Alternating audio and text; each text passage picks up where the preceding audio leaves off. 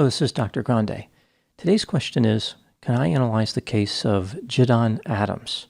Just a reminder, I'm not diagnosing anybody in this video, only speculating about what could be happening in a situation like this.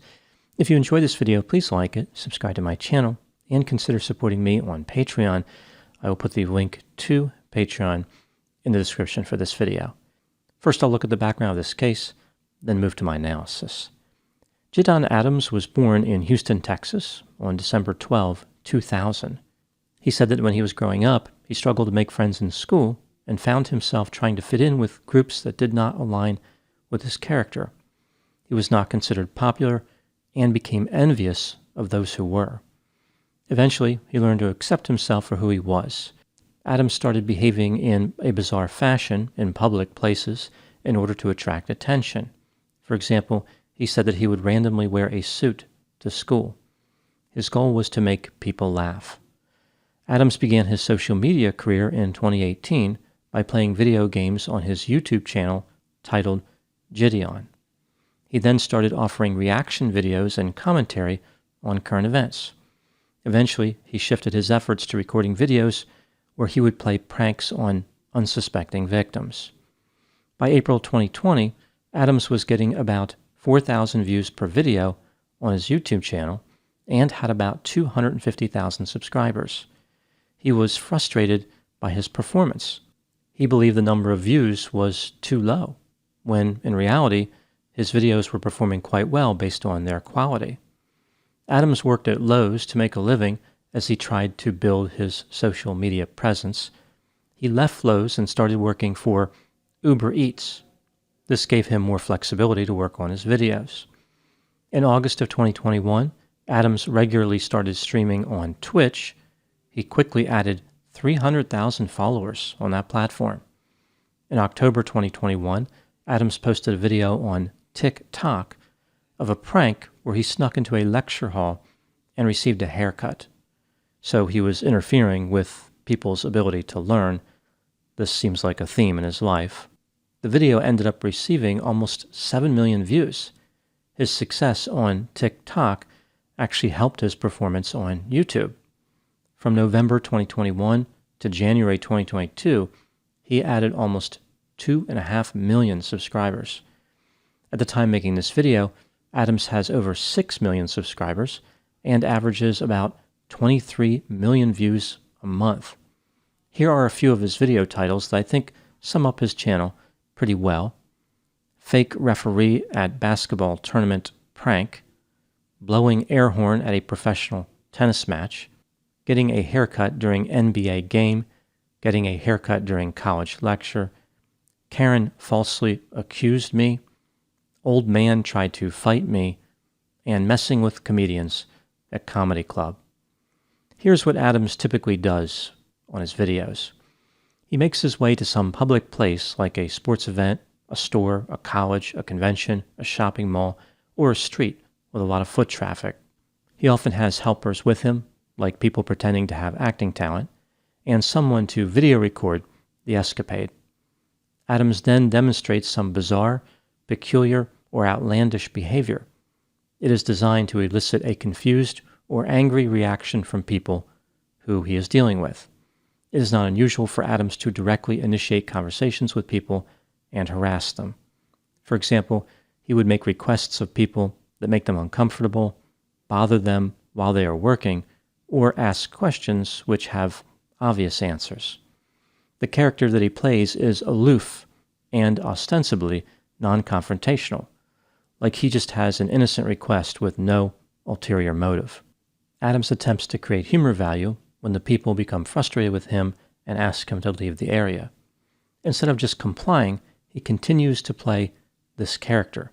He keeps pushing and provoking the people, making them angrier. Often, this results in law enforcement or security being called to the scene and confronting Adams. At this point, he continues to play the annoying character with them. Typically, he is escorted out of the area as he laughs hysterically. For example, he has been removed from a Wimbledon tennis match, Harvard University, and a Twitch convention. Getting removed from the area seems to be the goal of his behavior. It's how many of his videos end. The sound quality in many of his videos is not good. The microphones are not close enough to the people to hear what they're saying. This is normally a bad thing, but in the case of these particular videos, it is one of the few merciful elements. At the time making this video, Adams continues to be quite successful as far as video views. His last video has been viewed almost 5 million times. However, he has been unsuccessful in his efforts to get reinstated on Twitch, and he continues to aggravate people at a phenomenal rate. Now moving to my analysis. Here are my thoughts in a few areas that stood out to me in this case. Item number 1. Adams was involved in a controversy with a popular streamer on Twitch. He encouraged his followers to harass her during one of her live streams. Many people thought this was based on her gender. Adams defended himself by implying that he disliked the streamer as a person and not because of her gender. Adams was banned from Twitch for 14 days, but eventually the platform decided to give him an upgrade. He was banned for life. Adams accused Twitch of discriminating against him based on his gender. He pointed out a few women on Twitch who had violated the rules, who were only banned temporarily for their offenses. This incident on Twitch reveals a familiar pattern with Adams. He wants unlimited passes for his bad behavior. He thinks he can talk his way out of anything. Essentially, his strategy is to violate the norms of society, apologize, and then do it again. The problem for him is that Twitch is not going to give him another chance to break the rules. Unlike Adams, they learn their lesson. Item number 2. Adams is yet another popular social media influencer who does not have any apparent talent, but who is able to gain success through being extreme, unsophisticated, offensive, and inserting himself into situations where he is not welcome. He targets people who are simply trying to work for a living and provokes them into a confrontation. He does not have any respect for the fact that most people do not have time for his nonsense. They just want him to leave them alone.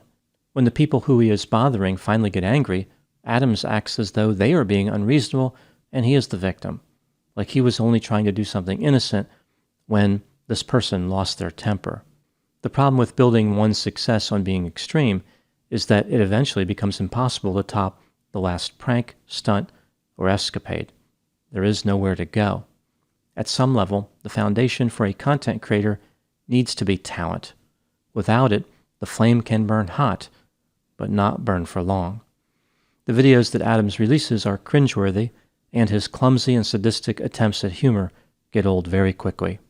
Seeing him repeatedly badger and agitate innocent people is exhausting. Most people are compelled to empathize with his victims. Item number 3. Adams appears to have a very low level of insight and an incredibly high level of self-confidence. Earlier in his career, he almost quit social media because he believed he was not getting enough attention. He thought that he deserved more views based on his level of talent, which makes no sense. Based on his actual skill, one would think that he could somehow have negative views, like anti-views or something. If anyone could do that, it would be Adams. His friends would encounter him at Lowe's and ask him why he was not in Hollywood yet. He really believed that his talent was on par with being a Hollywood celebrity. Adams was willing to do anything to be successful. Therein lies the problem. He turned to mindless pranks to achieve his lasting fame, only to find out that it will be closer to temporary notoriety. Item number 4. Adams tries to manipulate his audience into believing that he is really just a good guy who happens to run into people who overreact. He said that he never does anything with ill intent or to be malicious. People see him as a troublemaker, but he's just a kid who wants to have fun. He's upset that many people don't like him at first. In reality, I think that most people don't like him, period. Rather, a number of people are simply attracted to the shocking nature of his content. Item number 5. What are the personality characteristics associated with those who play pranks? Here I'm talking in general terms, not about any specific prankster. Research typically categorizes pranking behavior along with other sadistic behaviors like bullying and online trolling. The noticeable characteristic is the sadism, a trait that is part of the dark tetrad: narcissism, psychopathy, Machiavellianism, and sadism. In pranksters, we typically see elevated levels of sadism. The sadism is thought to come from displaced aggression. The prankster has vulnerable narcissism. They are insecure and vindictive. They ruminate on past injustices. Playing pranks is a distorted attempt to get revenge. They are not so much striking back as they are striking forward, hurting innocent people who played no part in the original rejection. The prankster causes harm to others to create excitement, satisfaction, arousal, or pleasure. The prankster elevates themselves above their victims and therefore gains a sense of superiority. A potential personality profile for pranksters would be mid-range openness to experience, low conscientiousness, high extroversion, low agreeableness, and high neuroticism.